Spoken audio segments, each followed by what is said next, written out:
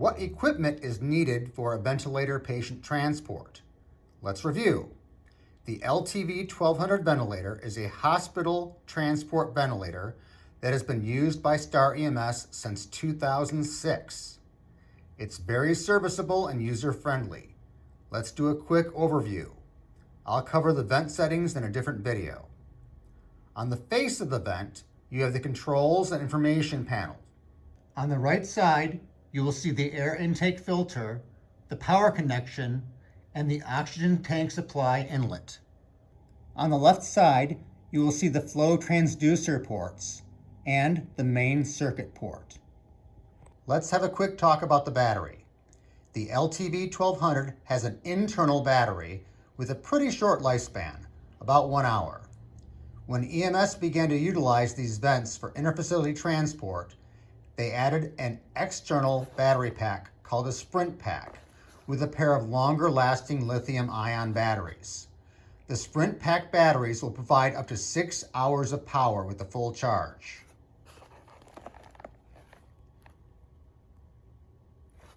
The AC power adapter plugs into the Sprint pack, which in turn plugs into the internal battery. This is how they charge. There's no need to ever separate these two connections. The batteries will gradually lose their charge even if the ventilator isn't in use, so always keep it plugged into the power outlet in the ambulance. Having a full portable oxygen tank at the start of the call is important. You can never know how much delay there will be between switching the patient onto your vent inside the hospital and finally reaching your ambulance. You should always switch over from your portable tank to your main tank before you begin transport. I'll say that again. You should always switch over from your portable tank to your main tank before you begin transport. A quick connect coupler will make your life much easier in these situations. Your oxygen supply hose can be uncoupled from the portable tank and plugged into the wall port so quickly the vent won't even register the drop in pressure, which will trigger an alarm. If your tank runs empty while inside the hospital, the vent will continue to cycle using room air, but your patient will probably begin to desaturate. Let's be careful to avoid that. Main tanks should be replaced at 200 psi, portable tanks at 400.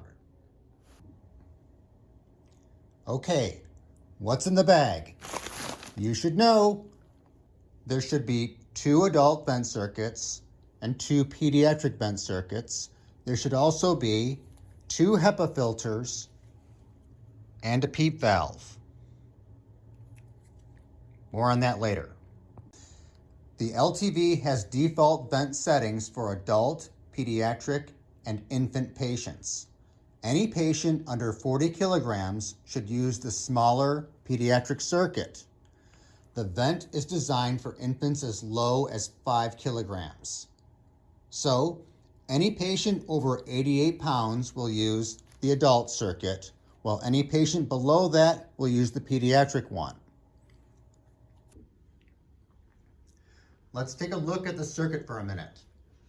If you pulled this out of the package for the first time, you would probably feel confused. There are a lot of tubes dangling everywhere.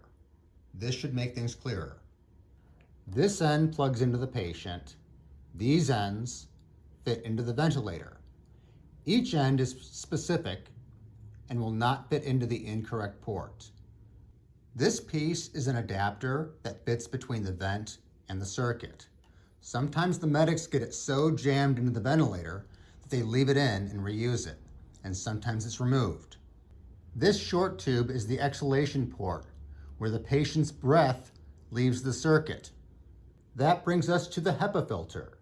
This should fit over the patient end of the circuit so that the exhaled air filters through it before it enters the environment you share with the patient.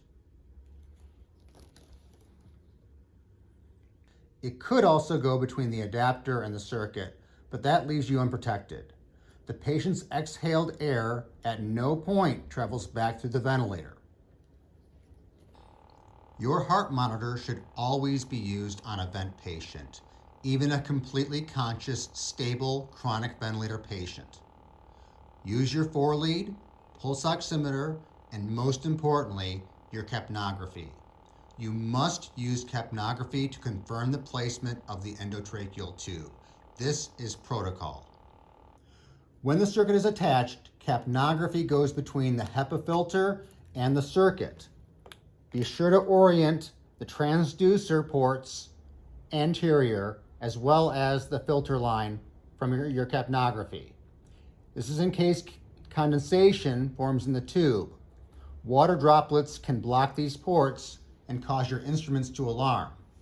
Also, be cautious if you secure the vent circuit in place using the COT seatbelts.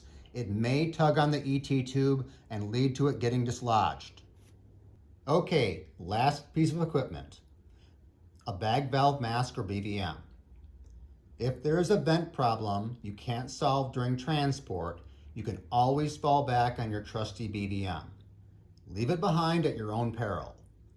If you forget the BVM, you can bet that fate is going to make you regret it. Usually in the hospital elevator. Vent patients with a PEEP setting are going to do very poorly if it's suddenly removed and you have to bag the patient. Remember, PEEP keeps the lungs pressurized and prevents collapse at the end of exhalation. That's why we need to carry a PEEP valve for the BVM. To use it, you attach it like so, and then spin the cap down or up to increase or decrease PEEP. Just spin the cap and cover the number you need to generate. Now, if you ventilate the patient with the BVM, they won't lose the PEEP pressure support they had on the vent.